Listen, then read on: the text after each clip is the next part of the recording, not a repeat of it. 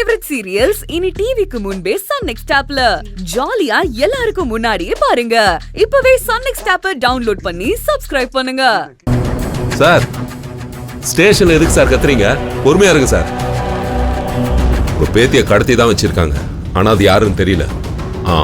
இப்போதான் சிசிடிவி ஆதாரத்தை பார்த்து விசாரணை தொடங்கி இருக்கோம். ஆளுக்கு ஒரு காரணத்தை சொல்லிக்கிட்டு சாவகாசமா பேசிட்டு இருக்கீங்க. முதல்ல போய் என் பேத்தியை தேடி கண்டுபிடிச்சு என்கிட்ட வந்து கொடுங்க. அவளை நான் ஃபாரினுக்கு கூட்டிட்டு போன உடனே. ஏங்க, நானும் வந்ததுல இருந்து பாத்துட்டு இருக்கேன்.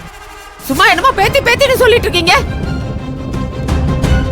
அவ ஒண்ணு உங்களுக்கு சொந்தமானவில்ல, உரிமை கொண்டாடுறதுக்கு. ஏன் மகன் சொத்து. யாரு குழந்தை யாரு கூட்டிட்டு போறது? உள்ள வேண்டான்னு சொல்லிட்டு போனீங்கல்ல. நாங்க கஷ்டப்பட்டு வளர்த்து ஆளாக்குவோம். அப்படியே பொத்தனாப்புல வந்து தூக்கிட்டு போயிருவீங்களா? பணக்காரங்க நீங்க, என்ன பேசினாலும் நியாயமாயிருமா? அப்படி நினைச்சீங்கன்னா இன்னைக்கு அதே பணம் எங்க கிட்டயும் கொட்டி கிடக்குது. அப்போ நாங்க ஆணவத்துல உன்ன மாதிரி பேச மாட்டோம். பேசுறான் பேச்சு. இத சொல்றதுக்கு கொஞ்சமாவது உனக்கு வாய் கூசல? என்னம்மா, நானும் பார்த்துட்டு தான் இருக்கிறேன். 4 காசு வந்த உடனே சத்தம் ரொம்ப ஓவரா இருக்கு. அவ என் மகளோட மக. நான் பேத்தின்னு சொல்லாம வேற என்னன்னு சொல்லுவேன்? அட போன கதை வந்த கதையெல்லாம் பேசாதீங்கம்மா. என் மக அவ மகளை கேட்கறதுல ஒண்ணு தப்பு இல்லையே. பெத்த தாய் தன் குழந்தையை கேட்கறதுல என்ன தப்பு சொல்லுங்க? ஏமா, நீங்களும் ஒரு பொம்பளை தானே? நான் பொம்பளை தான். ஆனா உன் பொண்ணு என் பையன் மாதிரி தங்கமான ஒருத்த கூட வாழ துப்பு இல்லாம அவன் வாழ்க்கையை நிரூபணம் ஆக்கிட்டு கை குழந்தைய தவிக்க விட்டுட்டு போயிட்டாலே. அவெல்லாம் பொம்பளை ஜாதியே இல்ல.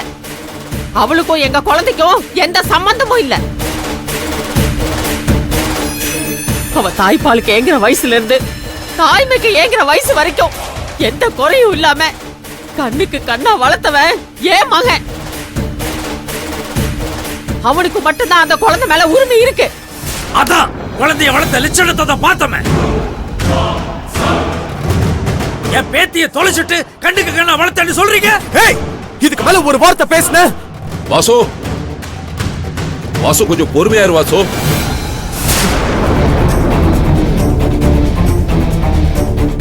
முதல்ல குழந்தைங்க எங்க இருக்காங்க, அவங்கள யாரை கடத்தி வச்சிருக்காங்கன்னு கண்டுபிடிப்போம்.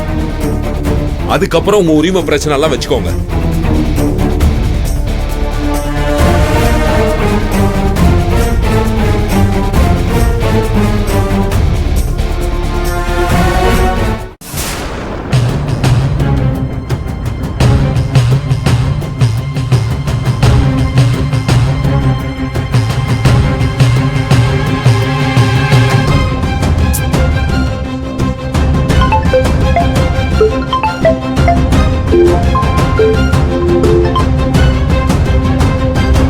சொல்றா அண்ணா, பசங்களை நம்ம இடத்துல சேஃப்டி அடைச்சு வச்சிருக்கேன்.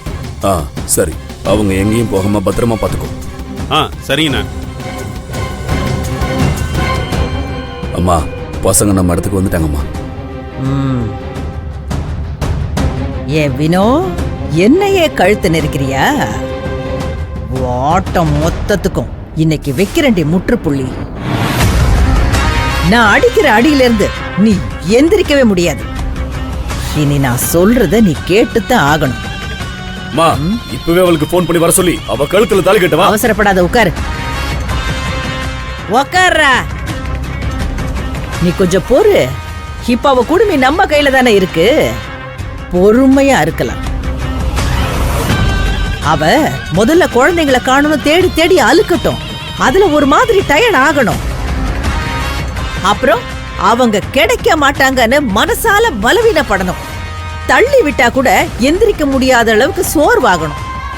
அப்பதான் நாம நினைச்சதை சாதிக்க முடியும். அவளை புள்ள பாசத்தால தவிக்க விட்டு அவளுக்கு நாம தண்ணி காட்டணும். அப்பதான் அவ நம்ம வழிக்கு வருவா. என்ன பல நாள் ஸ்டேஷன்ல உட்கார வச்சால, இன்னைக்கு ஒரு ராத்திரியாவது அவ போலீஸ் ஸ்டேஷன்ல இருக்கட்டும். விடிஞ்சத அவளுக்கு கச்சேரியை வச்சுக்கலாம். அதே மேளதாளத்துல உனக்கு கல்யாணத்தையும் வச்சுக்கலாம். சந்தோஷமா?